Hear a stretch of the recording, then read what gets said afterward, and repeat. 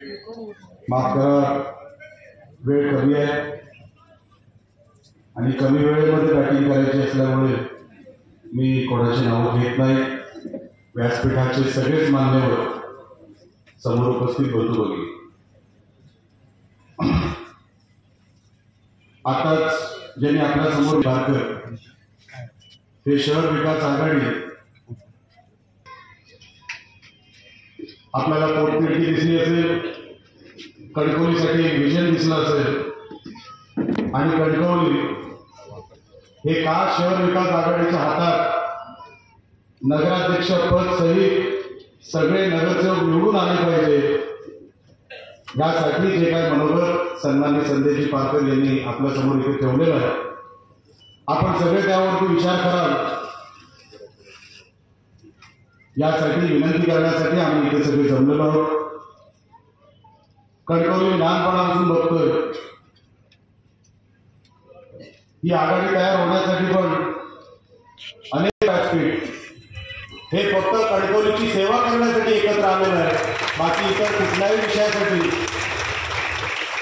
कारण का पैसा आम्हाला विकत घेऊ शकत नाही, कुठली लोक आम्हाला घाबरू शकत नाही, पण कणकवली आणि कणकवलीचा कारभार हा पारदर्शक राहायला पाहिजे, तो लोकांच्या हिताचा राहायला पाहिजे. कोणालाही त्या नगरपालिकेच्या नगरपंचायतीच्या बिल्डिंग मध्ये जाताना घाबरून वरती जाता कामा नये, तो भयमुक्त वरती गेला पाहिजे आणि वरती गेल्यानंतर कॅबिन मध्ये घुसताना आपल्या खिशात किती आणले हे त्यांनी मोजता कामा नये. अशी नगरपालिका आपल्याला तिकडे उभी करायची आहे, अशी नगरपालिका उभी करायची आहे. दाखले कोणाला हवे असतील, दुरुस्ती कोणाला करायची असेल, कोणाला नवीन बांधकामासाठी परवानगी हवी असेल तर मी मालवणमध्ये माझ्या सगळ्या नगरसेवकांना आणि नगराध्यक्षांना शपथ घ्यायला लावली. जर कोण आम्ही मागत असेल तर जागेवरती व्हिडिओ तयार करायला आम्हाला पाठवा. एका दिवसामध्ये संजयजी लक्षात ठेवा, एका दिवसामध्ये 1 तासाच्या आत ते सगळे दाखले, ते सगळे परवानगी ही मिळाली पाहिजे आणि कोणाच्याही खिशाला हात लागता कामा नये. अशी नगरपालिकेचा कारभार, असा नगरपालिकेचा कारभार आपल्याला उभा करायचा. पैशाच्या जोरावर नाही, आपुलकीच्या जोरावर. अहो ते मंदिर आहे, नगरपंचायत असू दे, कुठली नगरपालिका असेल ते मंदिर आहे, तिथे पवित्रच कामं झालं पाहिजे. कुठलंही अपवित्र काम किंवा अपवित्र लोक त्याच्यामध्ये जाता कामा नये, तिथे घुसता कामा नये. आता ही जबाबदारी आधी कणकवलीकरांवर आहे, अर्धही कणकवलीकरांवर आहे. आम्ही येणार इकडे, संजयजी पारकर यांच्या मागे उभा राहणार आणि असं तसं नाही, एकदा निलेशरांनी ठरवून उभं राहणार, तो समोर कोणी आला तरी चालेल, मी मागे पुढे बघत नसतो, अजिबात बघत नसतो. आता पण टर्न मारताना बाजूला कार्यालयामध्ये सगळे अक्षय मार्के बायला सगळे बघत होते, अरे कोणाला धमकी देत आहे, निलेशरावला. ही नाटकं जोपर्यंत चालत होती तोपर्यंत चालत होती, जोपर्यंत चालत होती तोपर्यंत चालत होती. आता त्यांच्याबरोबर निलेश राणे, लक्षात ठेवा. म्हणून तुम्हाला नगरपालिका हवी आहे का? म्हणून तुम्हाला नगरपालिका हवी आहे? धमकीच्या वातावरणामध्ये नगरपालिकेचा कारभार काही होत नसतो. कोणाला तरी दाबायचा प्रयत्न करायचा, कोणाला तरी कुठेतरी अडकवायचा प्रयत्न करायचा, असा नगरपालिकेचा कारभार नसतो. अहो अधिकारी तिथे फक्त नाम झाले आहेत, काय अधिकारी आहेत? विचारा करा अधिकाऱ्यांना, तुमच्याकडे अधिकार काय? तुम्ही अधिकारी आहात? काही अधिकार नाही. प्रत्येक गोष्टीसाठी आपण जर पैसे मोजणार असू, कसली नगरपालिका? आपण मंदिर म्हणतो, लोकांचं ते मंत्रालय आहे, तिथे कामं झाली पाहिजे, लोक तिथे सहज गेली पाहिजे की चला आज माझं तिथे बघून येतो कुठपर्यंत आलंय. हे काय खरं नाही, हे काय बरोबर नाही आणि ती बदलायची वेळ आता कणकवलीकरांवर आली आहे. एक संधी आम्हाला द्या, मी तुम्हाला सांगतो, फक्त एकच संधी तुमच्याकडे मागतोय. जर कारभार नाही करू शकलो तर परत कधी तोंड दाखवणार नाही. मी मालवणकरांनाही सांगतो, आता इकडे 10 वर्षाचा रिपोर्ट कार्ड व्हायला आम्ही हे करू मग 10 वर्षात काय करू? आम्ही हे सुधरू मग 10 वर्षात काय सुधारलं? आपल्याकडे सगळी पदं आहेत, आपण लोकांसाठी हे सगळं आज मालवण आपलं कणकवली शहर हे जागतिक दर्जाचं शहर व्हायला पाहिजे होतं. आज मी नगरपालिकेची मीटिंग म्हटली आणि बघितली रस्त्यावरून येत असताना मी तेली साहेबांना बोललो, ह्याच्यापेक्षा तर मालवणची बरी आहे. आम्ही कुडाळ नगरपंचायतीसाठी संदेशी पारकर तिकडे निधी मागितला सन्मान्य शिंदे साहेबांकडे, नगर विकास खाते सन्मान्य शिंदे साहेबांकडे. कुठली फाईल तुम्ही उद्या निवडून आल्यानंतर पाठवाल, करून द्यायची जबाबदारी माझी, एवढं तुम्हाला शब्द देतो. शहराला सांभाळा, हे शहर आपलं आहे, ही लोक आपली आहेत, इथे जिव्हाळा असला पाहिजे, भीती नाही, एकमेकांच्या बद्दल प्रेम असला पाहिजे. इथे आता निवडणुकीला चर्चा काय, कोणाला शेवटच्या टप्प्यात किती मिळणार, शपथ. आणि म्हणून मी निवडणूक अंगावर घेतली. माझं काहीच जात नव्हतं, मी तिथे तेली साहेब आरामात बसू शकलो असतो, माझी मांडवणी झाली असती, माझं मालवण शहर मला काम करायला मिळालं असतं, पण मला नाही. हे वातावरण जर आता सुधारलं नाही, ही व्यवस्था जर आता मी नीट केली नाही, हे लोक भोगत राहणार आणि भोगत राहिले ते पुढची पिढी जाणार आणि एक पिढी जर जात पडली. आपण या मुलांना काय सांगणार आहोत, उद्या एक पिढी तिकडे बरबाद झाली, खड्ड्यात गेली, पुढे जाऊन ते मोठे झाले, कोणाचे तरी वडील झाले, आपण त्याला काय सांगणार आहोत, अरे तेव्हा संधी होती पण तुझ्यासाठी काय करू शकलो नाही. हे आपण पुढच्या पिढीला सांगणार असो तर आता सांगून टाका, नाही व्यवस्था उभी करू शकलो, हे आताच तरुणांना सांगून टाका. उद्या ते कोणतरी मोठे होतील, उद्या ते कुठेतरी जातील, ते एक विचारतील, अहो जेव्हा संधी होती, निलेश राणे, संदेश पारकर, राजन तेली, सतीश सावंत हे सगळे बोलत होते की मतं द्या आम्हाला, आम्ही हे शहर सुधारून दाखवतो, तेव्हा का नाही उभे राहिला. तेवढा जेव्हा हे तरुण विचारतील तेव्हा आपल्याकडे उत्तर नसेल.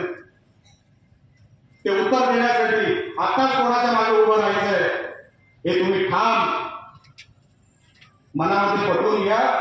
हे लोक येतील, वेळीवाकडी वापर घेऊन येतील, अफवा करतील की माझा आणि संदेश पारकरांचं शेवटच्या क्षणाला काहीतरी झालं. ह्याच्याकडे प्रिंटिंग प्रेस तयार आहे, लक्षात ठेवा. ते फोटो पण त्यांचे कुठेतरी वापरतील, बघा समजा झाला. संदेश पारकर जाऊन भेटायला गेले, ते प्रिंटिंग प्रेस कुठे अगोदर फक्त व्हेरीफाय करा, हे सगळं करतील. संदेश पारकर तुम्ही पण लक्षात ठेवा, मी तिकडेच होतो, मला सगळं माहिती. काय काय परिस्थिती आणतील येणाऱ्या 7 दिवसांमध्ये, तुम्हाला लवकर म्हातारा करायचा प्रयत्न करतील. पण निलेश राणे आपण म्हातारा व्हायला तयार आहे तुमच्या बरोबर, शेवटपर्यंत तुमची साथ देणार, लक्षात ठेवा, शेवटपर्यंत. पण त्यांचे गाव, त्यांचे कुठलेही गाव मी यशस्वी व्हायला देणार नाही, कारण मला सगळं माहिती आहे ना, तारखा पण माहिती, कुठल्या तारखेला काय होणार आहे, रेट कार्ड काय आहे, सगळं मला माहिती आहे. डिलिव्हरी कधी होणार ते पण माहिती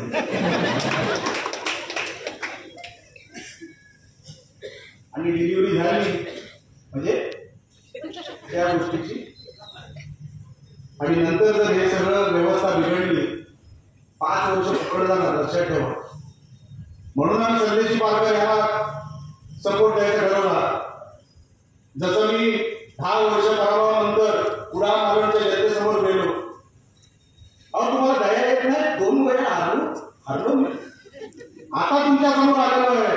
काम करणार मला लक्षात ठेवा, काम कोण करू शकतो, डिलिव्हरी म्हणजे कामाची डिलिव्हरी ही कोण करू शकतो, ज्याचा पराभव झालेला असतो, समाजाने कुठेतरी बाजूला केलेला असतो, कुठेतरी त्याचं नुकसान झालेलं असतं, कुठेतरी मन दुखलेलं असतं, सहकारी सोडून गेलेले असतात, आजूबाजूचे लोक काय ना काहीतरी बोलत असतात, डोळ्यात डोळे टाकून आपण बोलू शकत नाही.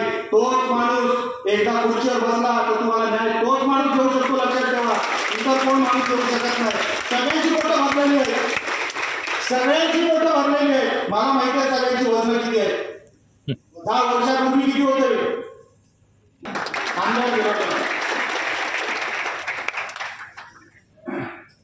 ते विचार कुठल्याच व्यवस्थेमध्ये दिसत नाही. निलेश राणे आल्यावर दिसले ते, लक्षात ठेवा. साहेबांची कडवट माणसं ही, साहेबांसाठी जीव देणारी माणसं ही, आज ती कुठे फेकली गेली विचारा जावा त्यांना. का फेकली गेली, काय गुन्हा होता त्यांचा, काय केलं होतं त्यांनी, असं काय घडलं होतं कोण सांगू शकणार नाही. कोणाच्या डोळ्यात अश्रू आहेत, कोण शब्दाने सांगू शकणार नाही. कोणी भोगलेलं आहे, कोणी पैसे दिलेले आहेत.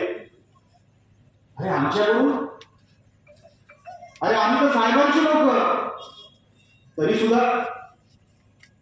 हे आपल्याला जर बदलायचं असेल तर हीच वेळ आहे. जसं मी उडान मालवणचं सांगत होतो, उडान मालवणच्या जनतेने आशीर्वाद दिला, अरे हा 2 वेळा हारलेला आहे, आता करेल तर काहीतरी चांगलंच करेल, हा काही पैसे खायला इकडे मत मागायला आलेला नाही.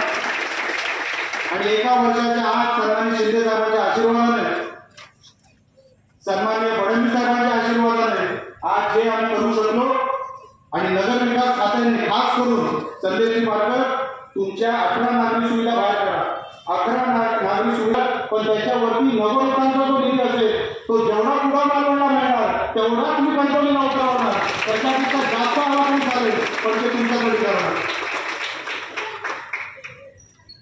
कारण का आता कंट्रोलीला खऱ्या विकासाची गरज आहे. आता जर आपण कंट्रोली शहर नाही बदललं, मी जेव्हा रस्त्याने जातो, आता तर काय ब्रिज झालंय, खालचं शहर दिसत नाही, कधी कधी खालून जातो, आपले कोणतरी जोडे त्यांच्याकडे बोलवतात, खाली उतरवतात, आम्ही जेव्हा सरळ जातो, कंट्रोली आहे तसंच आहे. आज जे काही विकास कामं जे काही सांगितली गेली, उद्याचा भूखंड हवा असेल संदेशी आहे कुठे? रिझर्वेशन बदलून कुठला भूखंड हा कोणाच्या घशात गेला? आज त्या भूखंडावर कुठला आरक्षण आहे कोणालाच माहित नाही. उद्या जर कॅन्सर युनिट बनवायचं असेल, उद्या लायब्ररी बनवायची असेल, तर मला तेली साहेब तुम्ही इकडे कुठलं आरक्षण कुठल्या भूखंडावर एवढं फक्त दाखवा, नाही दाखवू शकत.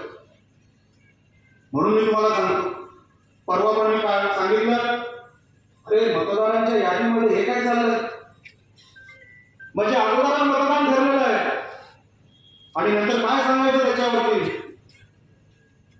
तुम्ही राणे साहेबांचं नाव काढता. मी तक्रार केली होती निवडणूक आयोगाकडे, त्याच्यामध्ये राणे साहेबांचा काय संबंध होता? तुम्ही निवडणूक आयोगाकडे काढलेल्या प्रश्नांचं उत्तर द्या. राणे साहेबांना का मध्ये आणला तुम्ही निवडणुकीच्या, आणि नंतर सांगता माझ्या घरावर यायला नको होतं. काय धमकी देत आहे काय?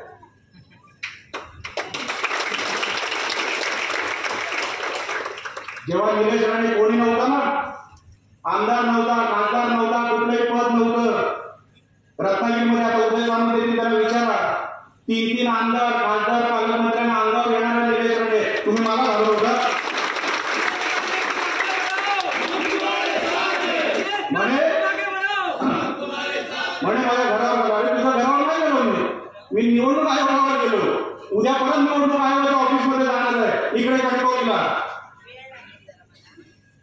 सगळीकडे खोटं करायचं. त्या मालवणमध्ये गेलो, आज मी काढलं तिकडचे त्यांचे उमेदवार सौ शिल्पा खोत, हे 7 नोव्हेंबर 2025 पर्यंत मराठा होते. ते 7 नोव्हेंबर 2025 ला ओबीसी झाले. त्यांचे आजोबा किंवा पंजोबा हे मनोहर विठ्ठल परब. अच्छा, दाखला कुठे घेतला? कुडाळला नाही घेतला, दाखला कणकवली वरवडे गावात घेतला, माझ्या गावात. मी म्हटलं माझ्या गावामध्ये मनोहर विठ्ठल परब कुठे राहतात, जरा बघूया. मोदी लिपीमध्ये ते काय बोलले, मोदी लिपीमध्ये जुनी कुठेतरी नोंद आहे. मी बोललो मला मनोहर विठ्ठल परब तरी दाखवा. तर मोदी लिपीचे मी सगळे डॉक्युमेंट बाहेर काढले. त्या मोदी लिपीच्या डॉक्युमेंटमध्ये मनोहर विठ्ठल परब हे नावच नाही, मनोहर विठू परब नाव आहे, माणूसच नाही. त्यांचं आगमन इकडे होत आहे, आपण टाळ्या मारून त्यांचं स्वागत करावं.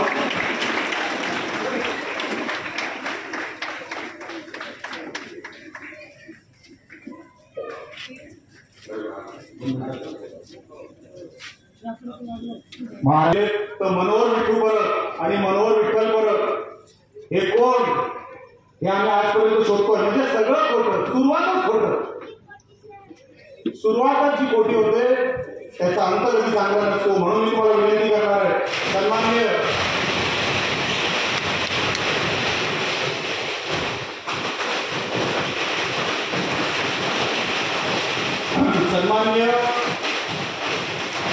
संदेशी पारकर यांच्या सोबत आपल्याला राहायचं लक्षात ठेवा. त्या माणसाला एक संधी देणं गरजेचं आहे.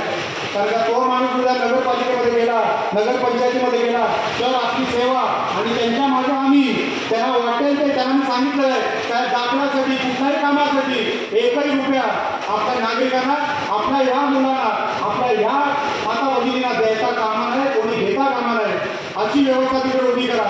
मी सगळ्यांची पारकर तुम्हाला शब्द देतो, पुढचे 5-6 दिवस हे तुम्ही कडक बिल्डिंग लावा. आमची बिल्डिंग आहे, तुमची बिल्डिंग पण आहे आणि आता बाजूला सामंतसाहेब पण आहे. बिल्डिंग चारही बाजूनी लागलेली आहे. आता तुम्ही कुठे कमी पडू नका, आम्ही कुठेही कमी पडणार नाही. आणि येणारा 3 तारखेला तुम्ही जरी नाही बोलवलं मी येणारच. मिरवणुकीला मी 100% येणार, माझा गुलाब घेऊन येणार आणि माझे फटाके घेऊन येणार आणि तुमच्या मिरवणुकीमध्ये मी 100% येणार म्हणजे येणार. जिथे हा तुमचाच आहे, गुलाब हा तुमच्या कपाळाला अर्धा लागलाच आहे. आता येणारा बाकीचा गुलाब हा 3 तारखेला तुम्हाला तुमच्यावर उडणार आहे. एवढं फक्त या निमित्ताने सांगतो आणि ते सांगतो. जय हिंद, जय महाराष्ट्र.